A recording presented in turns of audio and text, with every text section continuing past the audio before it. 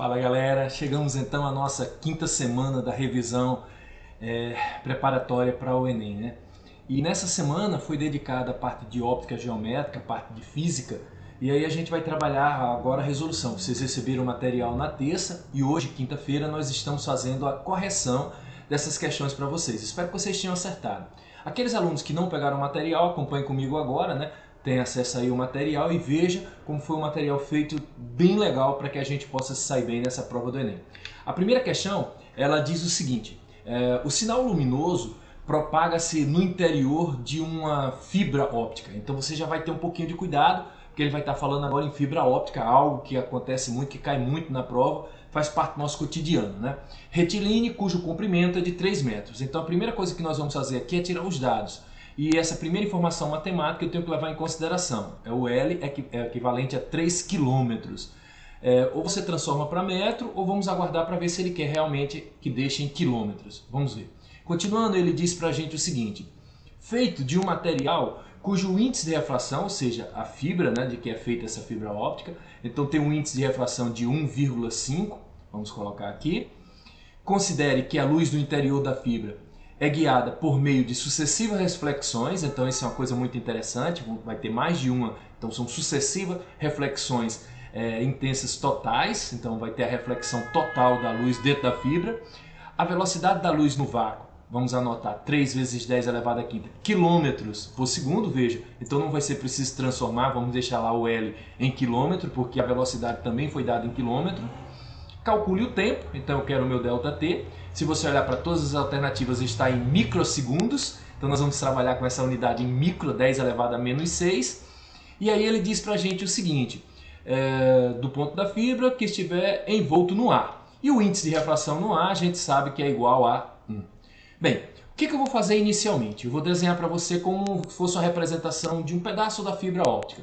E para que eu vou fazer essa representação? Para que você tenha a noção de como é que ocorre a reflexão total. O L, que é o ângulo limite, né, ele tem que ser maior do que o ângulo de incidência para que a luz possa bater e ficar dentro do raio de incidência. Professor, como é que eu uso a forma do seno limite, né, para descobrir exatamente o valor desse seno do ângulo limite? Então nós vamos colocar aqui o seno do ângulo limite, é o índice de refração do meio, que é o menor, dividido pelo índice de refração da fibra, que é o maior. Então o limite é sempre o menor dividido pelo índice do maior. No caso aqui, quando você vai olhar essa figura, que eu espero que você veja aí bem direitinho, ó, eu vou pegar e vou rachurar, vou pintar aqui um triângulo.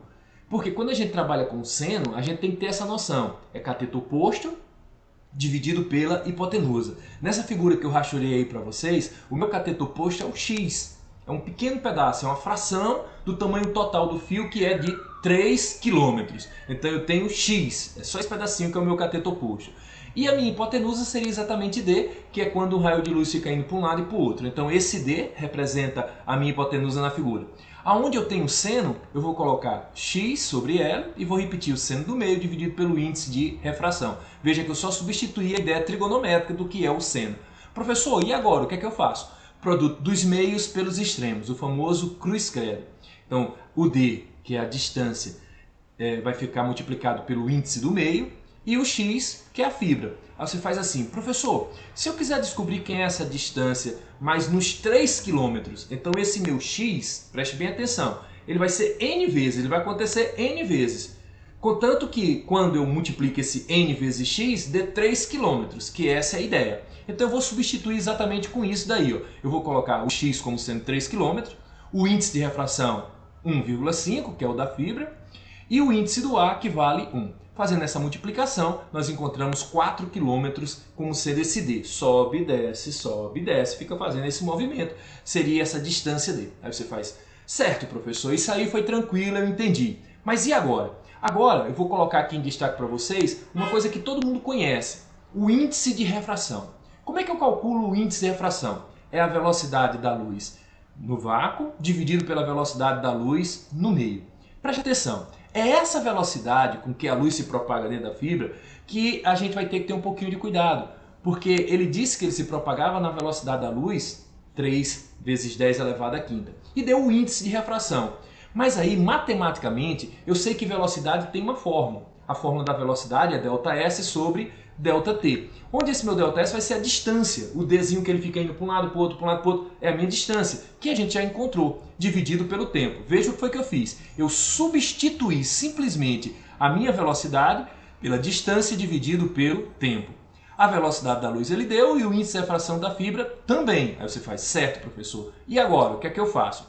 Bem, organizando matematicamente, então eu vou pegar essa distância que nós já encontramos, multiplicar pelo índice de refração da fibra e dividir pela velocidade da luz do vácuo. Você entendeu, né? O famoso cruz credo. E aí, organizando, nós teríamos que essa nossa distância vale 4,5, que o índice da fibra é de 1,5 e que a velocidade da luz 3 vezes 10 elevado à quinta. Ó, muito cuidado agora. A potência de 10, ela está com um sinal positivo. Ela vai passar para cima com um sinal negativo. E aí, quando você pega 1,5 dividido por 3, 0,5. E todo multiplicado por 0,5 é a metade. A metade de 4,5 vai dar 2,25. E a potência que estava positivo passou para cima, negativo. Só que preste atenção. Ele quer a resposta em micro. E micro é 10 a menos 6.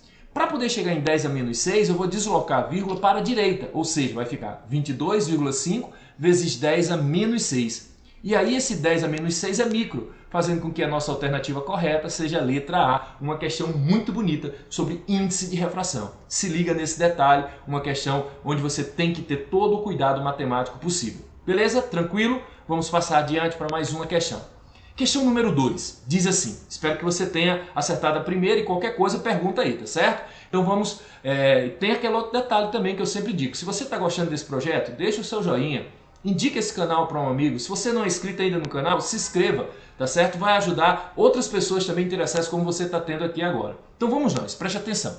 Questão 2 diz o seguinte, considere um raio de luz que incide sobre um espelho, aí você já vai ter um pouquinho mais de cuidado, peraí. Sobre um espelho, do tipo que você vai construindo por uma chapa de vidro de faces paralelas. Aí você imagina, eita, então ele tem uma camada superior e uma camada inferior. Você já memoriza isso daí, tá certo?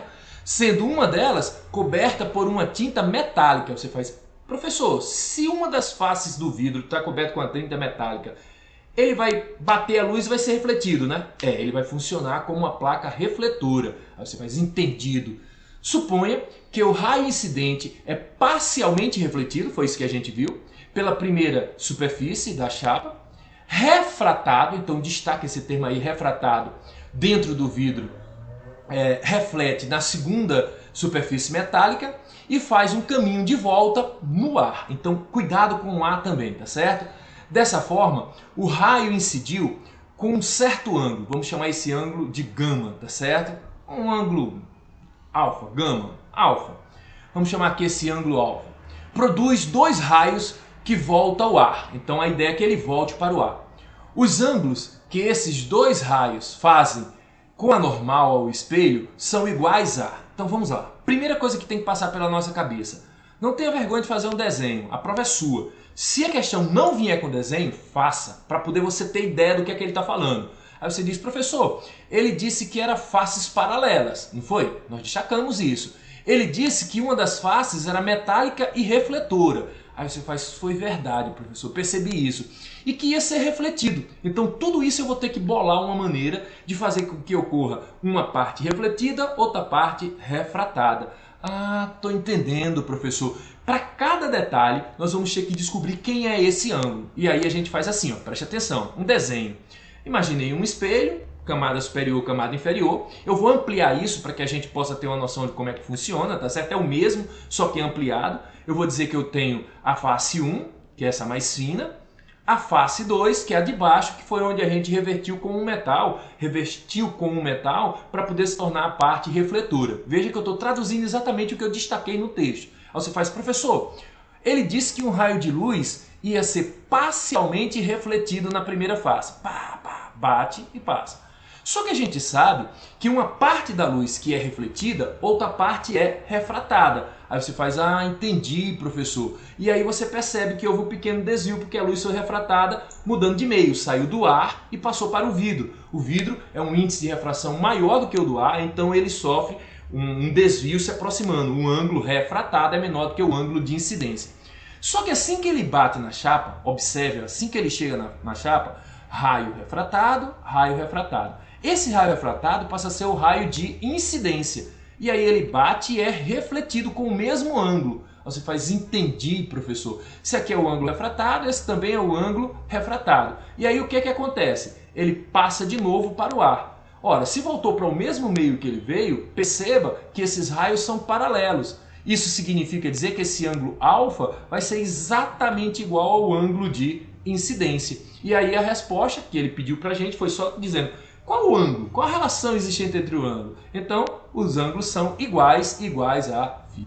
Muito bom. Então o ângulo φ seria a minha resposta, alternativa correta, letra C. Uma questão perfeita. Lembre-se do que eu falei para você. Na hora da prova, monte, leia o texto, destaque o que é mais importante e faça o seu desenho. Mas seja fiel ao que ele está pedindo, porque tudo que ele colocou aí a gente reproduziu bem direitinho numa figura. Beleza? Questão feita. Vamos para mais uma questão. Só avisando, galera, procure fazer esses quesitos com todo o cuidado do mundo. E na hora que você tiver alguma dúvida, pergunta, porque aí eu posso te ajudar também, tá certo? Vamos lá. Questão número 3 diz o seguinte. Ao entrar no banheiro de um shopping, uma pessoa se depara com uma parede onde se encontra fixado um grande espelho plano. Aí você faz, eita professor, vamos imaginar um espelho plano? Então coloquei um chão, uma parede e você sabe, um lado refletor, o lado que tem as abas são o lado que não reflete. Ok, professor, entendi. E agora? Aí ele disse, enquanto caminha com a velocidade de 1 metro por segundo, então nós vamos imaginar uma pessoa que vai estar se aproximando do espelho, né, a 1 metro por segundo, em direção perpendicular a esse espelho, no sentido de aproximar-se dele. Então vamos colocar aqui um bonequinho que está se aproximando do espelho, já sei, com a velocidade de 1 metro por segundo. Depois ele disse, em uma direção perpendicular a esse, se aproximando dele, essa pessoa observa que, relativamente ao seu corpo, sua imagem. Professor, por que a gente vai ter que ter cuidado esse relativamente ao seu corpo? Porque quando você trabalha com espelho plano, existe uma coisa chamada simetria, que é a simetria da velocidade. Você tem a mesma velocidade, ou seja, a imagem tem a mesma velocidade em relação ao espelho e o dobro da velocidade em relação à pessoa. Professor, o que ele está querendo saber em relação à pessoa, né? Ou seja, quando a gente estiver trabalhando com essa imagem, a imagem vai estar se aproximando do espelho com a mesma velocidade que ele se aproxima do espelho em relação ao espelho. Mas é o dobro em relação ao objeto, isso é chamado de simetria. Existe a simetria da distância, existe a simetria da velocidade, que é a que estamos fazendo, existe a simetria do ângulo. Então, muito cuidado. Professor, como é que ficaria isso para eu entender matematicamente? Simples. A gente diz que a velocidade relativa em relação à pessoa é o dobro da velocidade que ele tinha. Se a velocidade era 1, 2 vezes 1 dá 2, e ele está se aproximando à nossa alternativa correta, letra B. Outra questão muito bonita, onde o desenho ficou fundamental para você entender o texto. Faça o seu desenho, não se preocupe se vai ficar bonito ou feio, tá certo? Se você está gostando, deixe o seu like, se tem alguma dúvida, pergunte, mas se inscreva no canal que é para a gente poder ajudar mais e mais pessoas nessa reta final do Enem. Vamos lá, galera. A próxima questão, a questão número 4, ela diz o seguinte. Alguns espelhos retrovisores instalados nas laterais dos veículos automotores, apesar de aparentemente planos, são esféricos. Então você já sabe que aquele espelhozinho que fica na lateral das portas do carro são espelhos esféricos. Então tenha cuidado, existem 2 tipos de espelho esférico, o côncavo e o convexo. Aí ele disse, seu uso aumenta a segurança no trânsito, uma vez que amplia o campo de visão dos condutores. Então é para isso que usa os espelhos retrovisores laterais, para aumentar o campo de visão dos motoristas. Ele olha e consegue ver um campo maior. Qual a possibilidade disso acontecer, tá certo? Então, para a gente poder entender, ele diz assim, como está ilustrado na figura, e colocou a figura, quando você olha no espelho retrovisor, você vê os carros que dá a sensação que estão lá dentro do espelho. Veja, eles não parecem estar fora do espelho, eles parecem estar lá dentro do espelho. E se você prestar bem atenção, os carros não estão com os pneus para cima, estão direito. Então é uma imagem virtual direita. E como a gente está percebendo, a imagem é menor do que realmente o tamanho dos carros, exatamente para poder aumentar a visão do motorista. Feita essa dica, feito esse detalhe, olha o que ele diz agora para a gente. Com base nas informações, identifique o tipo de espelho esférico utilizado como retrovisor lateral. Indique ainda 3 características das imagens que esse espelho conjuga. Antes de dar a resposta, porque ficou óbvio agora, eu vou fazer uma colocação aqui para você bem simples. eu quero que você destaque isso aqui, ó, ampliar o campo de visão dos condutores. Isso tem que ser uma coisa que vai ficar destacado para você. E para poder fazer isso, eu vou fazer aqui um lembretezinho. Como são dois tipos de espelho, espelho côncavo, o objeto pode ser colocado além do centro de curvatura. Observe que a imagem, essa vermelha, é uma imagem real, invertida e menor do que o objeto. Se você colocar um objeto em cima do centro de curvatura, a imagem é real, invertida e igual. Se você colocar entre o centro e o foco do espelho côncavo, a imagem real, direita, invertida e maior. Toda imagem real ela é invertida, toda imagem real ela é invertida. E veja que, além do centro de curvatura, ela é menor, no centro de curvatura ela é igual, e entre o centro e o foco ela ficou maior do que o objeto. Não diz respeito a nenhuma dessas características por enquanto. Se você observar direitinho, você vai perceber que a imagem não ficou de cabeça para baixo, então não pode ser nenhuma dessas três posições. Mas ainda tem outra característica. Professor, e se estiver em cima do foco? Em cima do foco a imagem é imprópria, ou seja, você não vê a imagem. Ah, não é o caso também aí. Quando você coloca o objeto entre o foco e o vértice, sua imagem é virtual e direita. Ah, professor, virtual porque dá a sensação que está lá dentro do espelho. Direita porque o carro fica na posição que ele se encontra atrás do seu carro. Exatamente isso. Mas observe, nessa posição, no espelho côncavo, a imagem fica maior do que o objeto. Não é o caso. Então veja, nenhuma das posições no espelho côncavo diz respeito à característica dessa imagem. Aí você diz, então tem que ser um espelho convexo. Exatamente. O espelho convexo só fornece um único tipo de imagem. É uma imagem virtual, direita e menor. Ah, que beleza, professor! Então a alternativa correta, letra E, de extremamente fácil. A imagem é virtual, ela fica por trás do espelho, a sensação que está lá dentro do espelho. É uma imagem direita, ou seja, o carro fica na posição que ele se encontra. E é uma imagem menor para poder aumentar o campo visual, por isso que a gente destacou, amplia o campo visual dos condutores. E aí você já sabe agora, o espelho retrovisor de um carro, aquele lateral da moto, ele serve para ampliar porque ele fornece sempre o mesmo tipo de imagem. Virtual, direita e menor, tá ok? Aí você faz, beleza, professor. Uma outra questão também que envolve mais ou menos essa característica da posição dos objetos. Só que essa questão aqui, ele colocou a imagem de uma pessoa no rosto dessa pessoa e alguns tipos de espelhos, não só os esféricos, espelho plano também. Então diz assim, ó, uma pessoa vai até o Museu de Ciência e uma sala de efeito luminoso se posiciona frente a diferentes tipos de espelhos, côncavos, convexos e plano. Qual a situação a seguir representa corretamente a imagem I, você vai observar onde é que tem esse Izinho, que é possível essa pessoa obter de si própria. Bem, o que a gente vai ter que fazer aqui? Imaginar cada uma dessas situações. Mas aí eu vou colocar uma dica muito importante para você no que diz respeito a isso. Na questão anterior, a gente viu detalhadamente o espelho côncavo e o espelho convexo. Eu vou começar com o espelho côncavo novamente, tá certo? Porque isso tem que estar na sua cabeça, isso é uma coisa que você tem que procurar fixar. Você faz, professor, se na primeira posição eu colocar um objeto além do centro de curvatura, aí a imagem passa a ser real, invertida e menor. Ah, se eu aproximar meu objeto colocando exatamente em cima do centro de curvatura, a imagem é real, invertida e igual. Que beleza! Entre o centro e o foco é a minha posição 3. A imagem é real, invertida e maior. Observe que na medida que eu fui aproximando o objeto, a imagem foi se afastando do espelho côncavo e ficando cada vez maior. Até que eu coloque em cima do foco, onde a imagem é dita imprópria, ou seja, você não vê a imagem se forma no infinito. Professor, se eu colocar o meu objeto entre o foco e o vértice, é a única posição no espelho côncavo que você tem uma imagem virtual direita e maior. Então, peraí, no espelho côncavo existem 5 possibilidades de você ter posições diferentes na frente de um espelho côncavo e 4 fornecem imagem, onde uma é imprópria quando ele estiver sobre o foco, certo? Se o seu espelho for um espelho convexo, como a gente já viu, ele fornece um único tipo de imagem. Colocou o objeto na frente do espelho convexo, ela vai ser sempre virtual, direita e menor. Sempre virtual, direita e menor. Professor, e se for um espelho plano? O espelho plano ele tem uma característica muito simples. A imagem também é virtual. Se ela é virtual, ela é direita. Toda imagem virtual, ela é direita. Ah, estou entendendo, professor. Só que ela é do mesmo tamanho do objeto. Veja, nos 3 espelhos a gente pode ter uma imagem virtual. No côncavo, quando eu coloco o meu objeto entre o foco e o vértice, a imagem é virtual e maior. No convexo, a imagem é virtual e menor. No espelho plano, ela é virtual e igual. Aí você faz, professor, Essa letra E não é um espelho plano? Exatamente. Mas observe que ela tem um erro. Apesar da imagem estar no mesmo tamanho, mas a imagem não ficou enantiomorfa. Você faz o que é enantiomorfa, professor? É quando você tem um objeto de um lado e um objeto do outro. E aí a imagem sobrepõe ao objeto.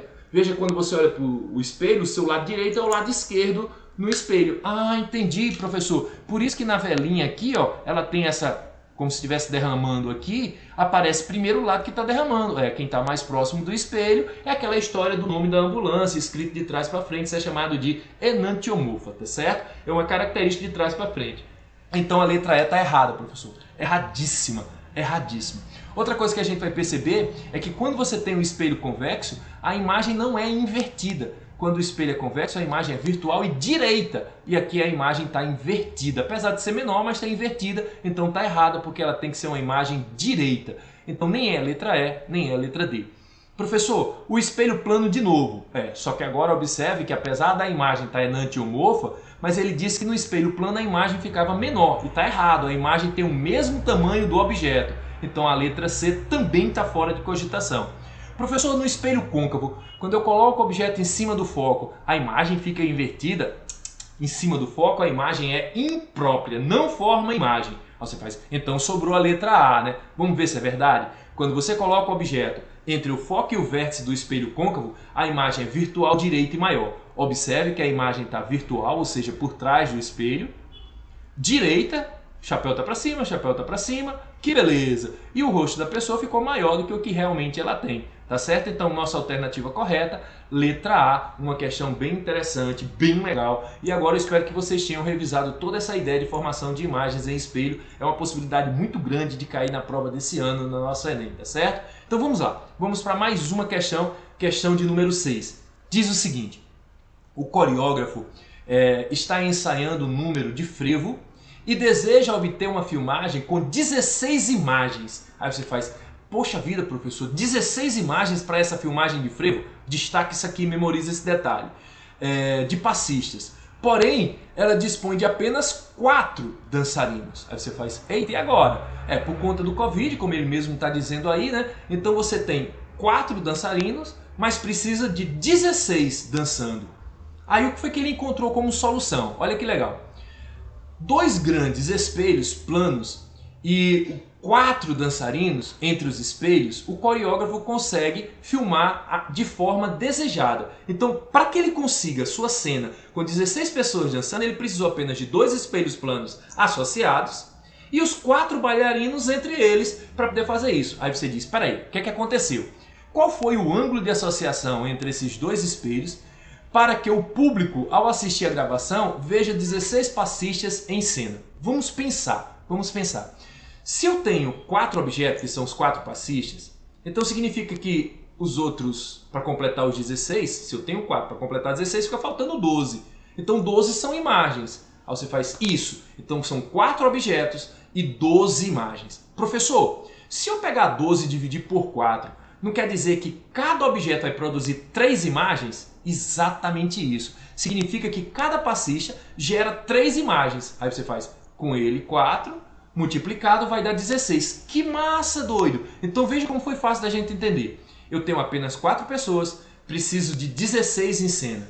Se 4 são objeto, 12 são imagens. Significa dizer que cada objeto vai reproduzir 3 imagens. O meu N passa a ser 3 imagens. Você faz, que N, professor? O N é exatamente quando você tem espelhos planos associados, e esses espelhos planos associados, ele apresenta aquela formulazinha que a gente já conhece, mas eu vou colocar aqui para você caso você não lembre. Você associa 2 espelhos e o ângulo entre eles, que a gente chama de alfa, N é 360 sobre alfa menos 1. Esse 1 aí seria do objeto, você faz, que no caso é o passista, tá certo? Professor, esse N então vale quanto? 3, como a gente viu. 360, porque é o ângulo de abertura dos espelhos, dividido por alfa, menos 1. Se o 1 está negativo, ele passa para o outro lado positivo. E 3 mais 1 é igual a 4. Veja que agora eu vou fazer o famoso cruz credo. O x que está dividindo vai passar para o outro lado multiplicando e o 4 que está multiplicando vai passar dividindo. Ou seja, 360 dividido por 4 vai dar igual a 90. Ou seja, 90 graus é o ângulo necessário para que eu consiga, na minha cena, além dos 4 objetos, reproduzindo cada um 3 imagens, dê no total de 12 imagens com 4 objetos, 16 passistas para a galera que está assistindo pela televisão. E aí a nossa alternativa correta, letra D, 90 graus. Show! Questão muito legal, onde eu não teve só que pensar a ideia e lembrar a forma de associação de espelhos planos. Também muito legal isso daí. Próxima questão. A questão 7, ela vai utilizar aqui uma regrazinha matemática, né? E aqui ele começou dizendo assim, ó, o método de Pierre-Lussier, ou o método gráfico de coordenadas, só para lembrar para você, esse método é o que a gente chama de regra de Gauss, ou equação de Gauss para espelhos e lentes. Então Gauss se baseou nessa regra para poder encontrar, através de semelhanças de triângulos, quem é o foco, quem é o P, que é a distância do objeto, quem é o P', que é a distância da imagem, o I, tamanho da imagem, e o O, o tamanho do objeto, tá certo? É a famosa equação de Gauss dos espelhos esféricos. Aí você faz, beleza, professor. Então o que é que ele quer dizer aqui? É um instrumento de processo gráfico para obter a abscissa associada à posição da imagem de objetos fixados em um espelho ou uma lente esférica. Porque, como eu falei para você, tanto serve para os espelhos como para lentes esféricas. É a equação de Gauss. Determine, então nós vamos colocar aqui como dado, né? Determine a posição da natureza do objeto, que ele se encontra quando tiver 2 metros, então o meu P é o objeto, 2 centímetros, desculpe, né? 2 centímetros do vértice de um espelho côncavo. Você faz espelho côncavo? O espelho côncavo é aquele que apresenta a distância focal positiva. O espelho convexo, a distância focal negativa. Só que ele disse que essa distância era de foco 3 centímetros. Ou seja, o F vale 3 centímetros positivo porque o espelho é o espelho côncavo. Se ele tivesse dito convexo, você colocaria menos 3. Como é côncavo, 3 positivo. Beleza, professor?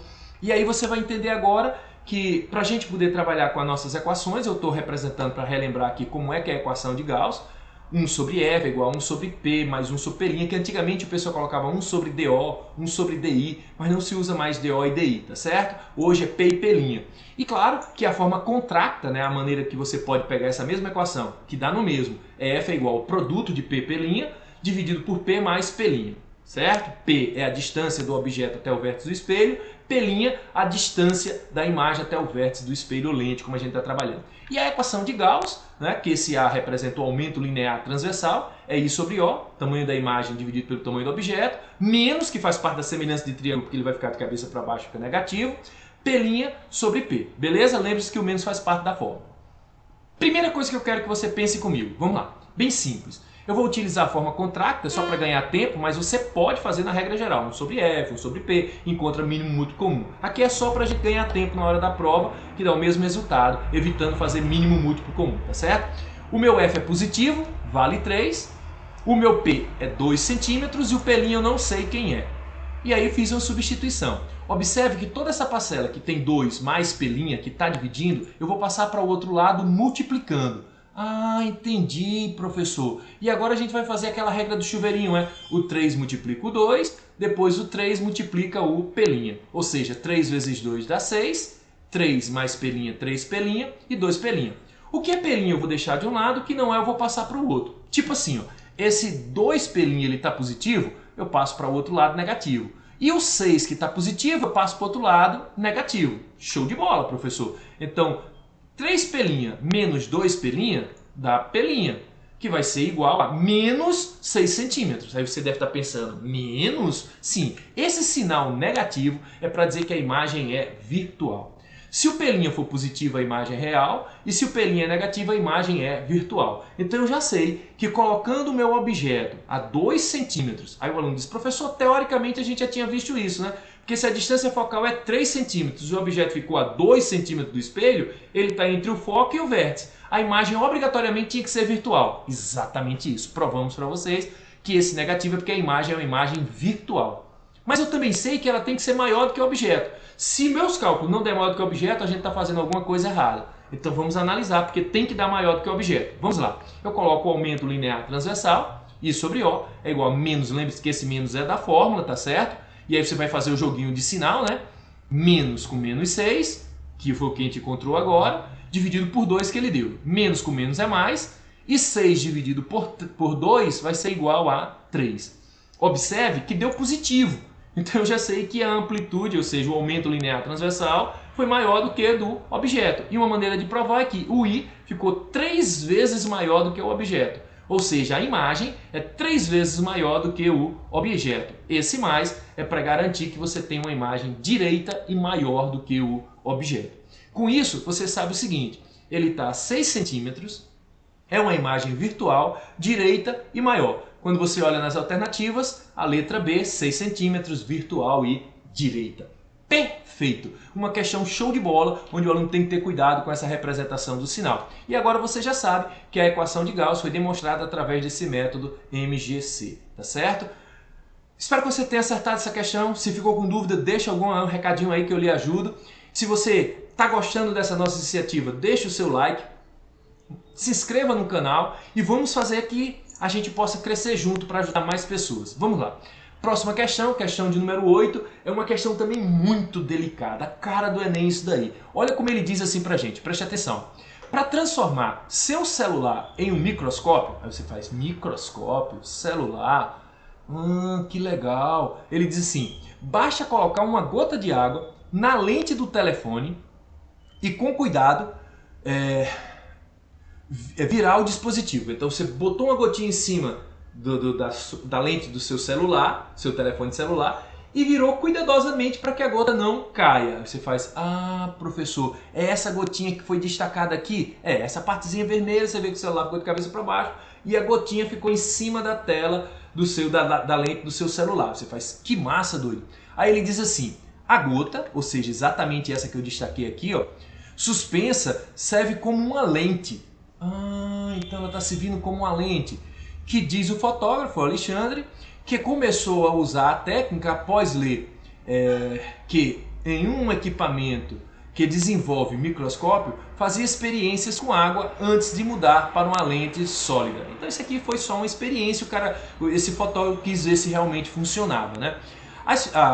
As figuras abaixo mostram respectivamente a gota de água suspensa, então você tem que ter cuidado com isso, com a câmera, né? E a fotografia na parte interna da flor. Então nós temos aí a flor. E depois ele mostrou a imagem que você vê. Você vê que a imagem fica bem ampliada da flor, né?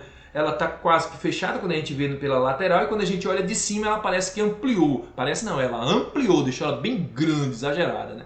Aí ele diz assim, no ar, a gota de água presa ao celular, usada para captar a imagem da flor, tem o mesmo comportamento, destacou, tem o mesmo comportamento da lente usada para corrigir o problema de... O cara, problema, lente? Então ele está falando de defeito de visão nessa questão, professor? Ele quer saber qual é o tipo de lente que você vai utilizar para corrigir, dando essa sensação de ampliar, deixar maior. Só que antes de responder esse quesito, olha o que eu fiz aqui com vocês para a gente poder entender. Existem dois tipos de lentes. As lentes de bordas finas, que são chamadas convergentes, isso quando imersa no ar, porque a gente está falando aqui de uma gotícula no ar, tá certo? Então as lentes de bordas finas são chamadas de convergentes e as lentes de bordas grossas, que são chamadas de divergentes. Professor, para corrigir o defeito da visão, ora, tem dois defeitos de visões que são extremamente populares. A gente diz que um dos defeitos de visão é chamado de hipermetropia e o segundo defeito de visão é chamado de miopia. Só que eu quero contar uma coisinha para vocês, porque talvez essas besteirinhas que a gente fale fique marcado para o aluno na hora da prova. Tipo assim, tem uma piada física, e você sabe que piada de física o cara tem que entender a física para poder rir, porque ela não é engraçada, para o aluno entender, que ele diz assim, por que que o míope, preste atenção, por que que o míope não pode ir no jardim zoológico? O cara, por que que o míope não pode ir no jardim zoológico? O cara faz, por quê? Porque ele usa lente divergente. É divergente, mas divergente. E no jardim zoológico você vê animal. O cara faz, quer dizer que a miopia é corrigido com lente divergente? Então preste atenção. As lentes de bordas grossas são lentes divergentes e corrigem a miopia. Logo as lentes de bordas finas são lentes convergentes e corrigem a hipermetropia. Aí você faz, mas espera aí, professor. Nessa questão, ele está falando que vai ampliar. Essa é a ideia. A hipermetropia, para poder você entender, ela amplia, ela deixa o seu campo visual maior. E da miopia ele diminui para poder corrigir o defeito de visão, que é exatamente do formato do olho. Então quer dizer que a lente que corrige E a hipermetropia é uma lente chamada convergente. E essa lente convergente, ela funciona como se fosse uma lupa? A ideia é exatamente essa. Se você pegar uma lupa, a parte de dentro dela é gordinha e as laterais dela é bem fininha. Ah, professor, entendi. Então quando a gente usa uma lupa, ela amplia, ela deixa bem grandão. Olha que legal. Você entendeu isso aqui? E veja, a parte de dentro é gordinha, a parte nas laterais é bem fininha. Ou seja, a hipermetropia funciona como se fosse uma correção através de uma lupa. E aí a nossa alternativa correta, letra E, de extremamente fácil. Eu vou falar um pouquinho mais a respeito disso. Vou mostrar um pouco mais para respeito disso, mas eu quero que vocês procurem lembrar disso. Olha só, lentes de bordas finas são chamadas de convergente, bicôncava, plano côncava, e você teria que trabalhar essa ideia com lentes de bordas grossas. Então, as lentes de borda fina são chamadas de convexas, toda a vida das extremidades é fina, e as extremidades grossas côncavas. Então, bicôncavas para as lentes de bordas grossas, biconvexas para as lentes de bordas finas. Procura lembrar disso, mas eu vou mostrar bem detalhadamente como é que funciona isso, porque nessa nossa próxima questão, a questão 9, que é uma questão teórica, eu vou explicar além do que a gente precisa, porque cada alternativa dessa vai trazer um detalhe para a gente. Olha só o que ele diz agora. Muitos instrumentos se utilizam de lentes esféricas delgadas. Lentes delgadas são as lentes que você vai ter bordas grossas e as lentes de bordas finas para a gente poder diferenciar uma da outra. Para o seu funcionamento, tais lentes podem ser do tipo convergente, então essas lentes delgadas elas podem ser convergentes ou divergentes. Ah, entendi, professor, que beleza. E formam a imagem uma característica específica. Aí você faz, o que eu preciso agora, professor? Na sua cabeça, quando você estiver vendo uma questão como essa, tem que passar uma revisão. E aí a física explica. Vamos para revisar? Vamos revisar isso aqui?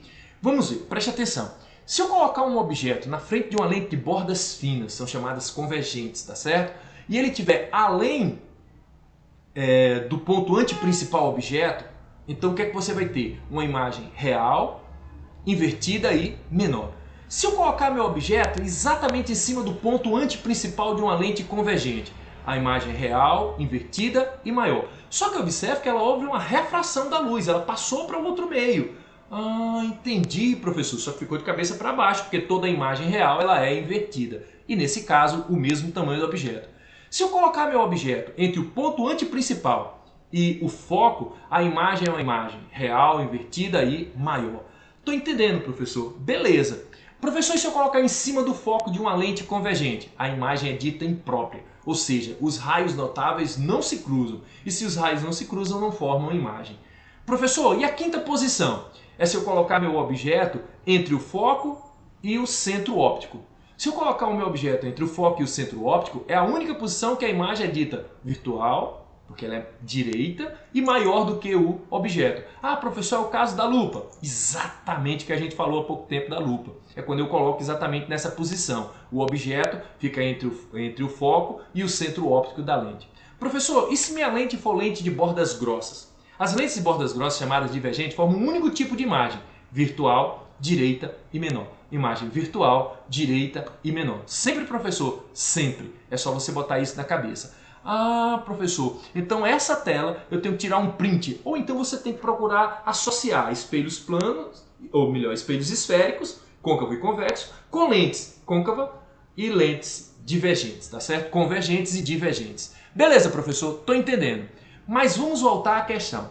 Porque se você prestar bem atenção, ele diz assim, ó, sobre as imagens formadas por essas lentes. Então vou ter que lembrar de cada 5 posições das lentes de bordas finas e uma posição das lentes de bordas grossas. As lentes de bordas finas são chamadas convergentes e as lentes de bordas grossas são chamadas de divergentes. E aí ele quer que você trabalhe essas imagens formadas por essas lentes. Vamos adiante, preste atenção que legal. Na letra A diz assim, quando o objeto é posicionado no foco, aí você faz no foco, professor? Aí na sua cabeça vai passar toda aquela imagem. Quais são as características que eu tenho que lembrar?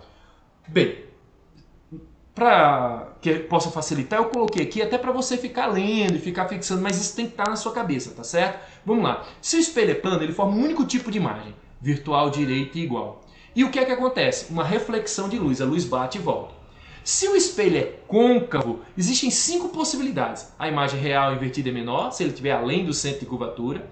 real invertida igual se ele estiver no centro de curvatura, imprópria se ele estiver sobre o foco, entre o foco e o vértice seria uma imagem virtual direita e maior. E ocorre o que a gente chama de refração da luz. O espelho convexo fornece um único tipo de imagem. Lembra do espelho retrovisor? Serve para ampliar o campo visual. A imagem virtual direita e igual.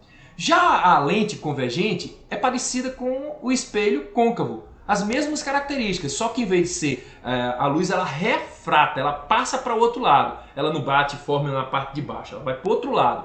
Ah, entendi, professor. É as mesmas coisas, mesma característica? É. Então preste atenção. Você percebeu que nessa letra A, eu disse que quando ele estiver sobre o foco, preste atenção, no foco, aí você destaca isso aí.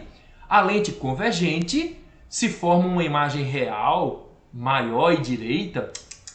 No foco a imagem é uma imagem imprópria. Os raios notáveis não se cruzam, logo nem é imagem real nem virtual, ela é imprópria, é formada no infinito. Show de bola, professor. Então não é a letra A.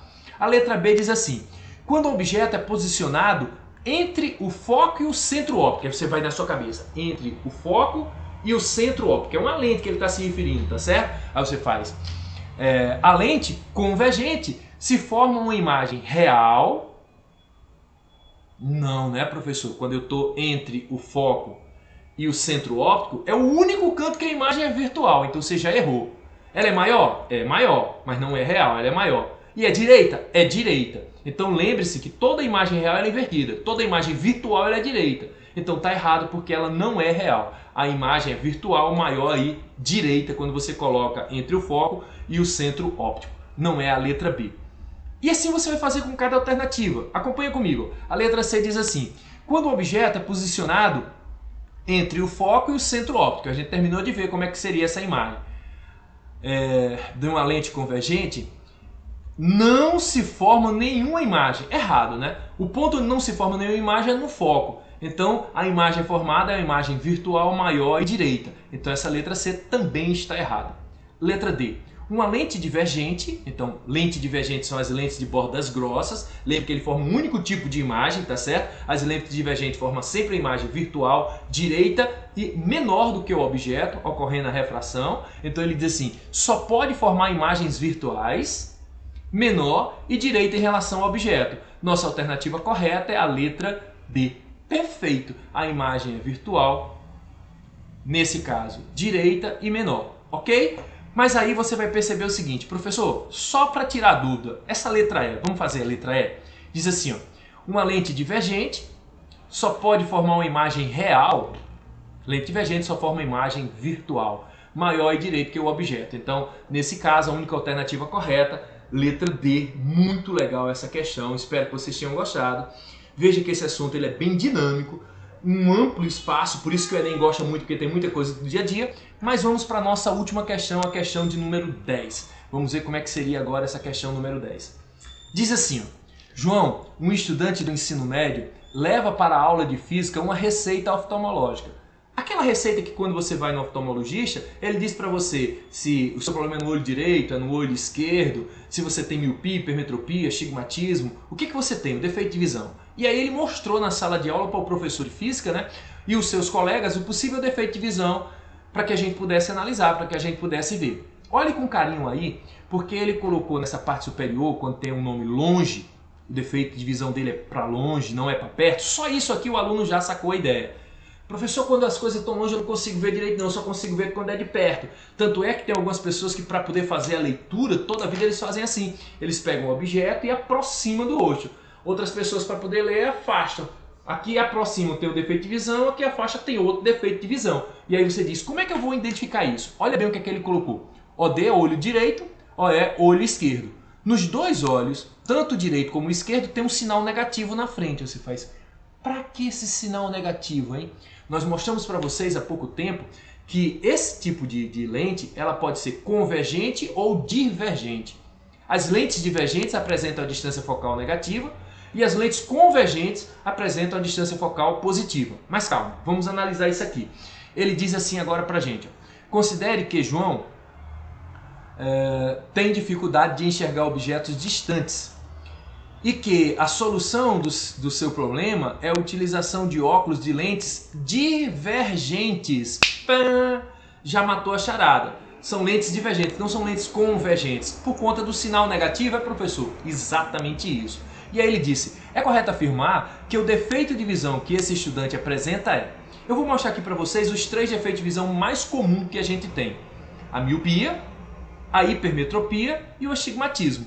Aí você faz, professor, mas toda vida eu tenho dúvida para identificar como é que é isso. Então eu vou fazer o seguinte, eu vou colocar um quadro resumo, porque era fácil de matar a charada dessa questão, mas eu vou colocar um quadro resumo já pensando no que o Enem pode fazer com a gente. Preste atenção, eu vou colocar aqui a metropia, que é o defeito da visão, que é essa dificuldade que ele tem nesse defeito de visão e que lente possivelmente corrigir esse defeito de visão. Por exemplo, a miopia. Para quem não sabe, a miopia é a dificuldade de visualizar objetos distantes. E a correção são lentes divergentes. Ah, que legal! Hipermetropia, dificuldade de observar objetos de perto. Então você tem que afastar, colocando cada vez mais distante para que você consiga ver. E a correção é através de lentes convergentes, lentes de bordas finas. O astigmatismo, geralmente quem tem miopia ganha de presente o astigmatismo. Mas tem pessoas que têm astigmatismo mesmo tendo hipermetropia, é mais difícil. Mas geralmente quem tem miopia ganha de presente o astigmatismo. Professor, o que é o astigmatismo? É uma visão desfocada, ela fica borrada. E para corrigir isso, professor, você vai utilizar lentes cilíndricas, onde um lado é mais espesso do que o outro, para corrigir exatamente aquela parte que está borrando na sua imagem. Presbiopia.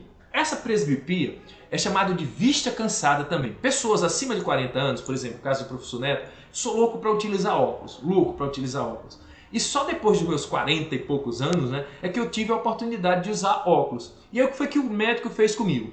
A parte superior é para eu enxergar de longe e a parte inferior é para poder enxergar de perto. Porque a presbiopia, ela fez com que a minha retina, que na realidade a gente sabe que o cristalino do olho, que é a lente do olho, ela pode ampliar ou reduzir para poder focar direito. E o que acontece aqui é que esse meu cristalino ele ficou enrijecido. Então os músculos ciliares não permitem mais com que eu aumente alongando ou achate para que ele fique enxergando de longe e enxergando de perto. Chegou um ponto que ele estabilizou. E aí para corrigir a presbiopia, que é quando você tem dificuldade de ver de perto, ver de longe, ver de perto. Normalmente é o que acontece quando a pessoa vai ficando cada vez mais velha, a pessoa ganha de presente a presbiopia, que foi o meu caso, né? Realizei meu sonho de estar utilizando óculos, mas geralmente eu uso óculos quando é para fazer leitura. Ah, que legal, professor! E aí, o que é que esse óculos tem de especial? Eles são lentes convergentes, do mesmo jeito da hipermetropia, que você vai utilizar com as lentes convergentes, só que na posição adequada para corrigir esse defeito de visão. Como eu falei para vocês, ele pode ter uma parte diferente e outra parte diferente, dependendo do que você vê, para ver de longe ou para ver de perto. Professor, e o defeito do daltonismo, que eu estou vendo que aparece aí nas alternativas também o daltonismo. O daltonismo, na realidade, é a dificuldade de você diferenciar cores. E hoje no mercado, devido ao avanço no mercado, eles criaram um tipo de lente, lentes de contato, né, que ele pode fazer a correção dependendo do grau do daltonismo que você tem. Um grau mais leve, um grau mais pesado, então são as lentes de contatos filtrantes que deixam e permitem a passagem de um determinado tipo de luz para poder corrigir o seu defeito. E hoje algumas pessoas que têm problema de daltonismo, usando esse tipo de lente, ele corrige perfeitamente, tá certo? E é claro que a tecnologia vai avançando e a gente percebe que essas lentes vão chegando até o daltonismo de um grau mais avançado. Hoje a gente sabe que o defeito de visão é bastante estudado e a tecnologia, a ciência está colaborando para isso. Aí você faz, certo, professor, saquei a ideia.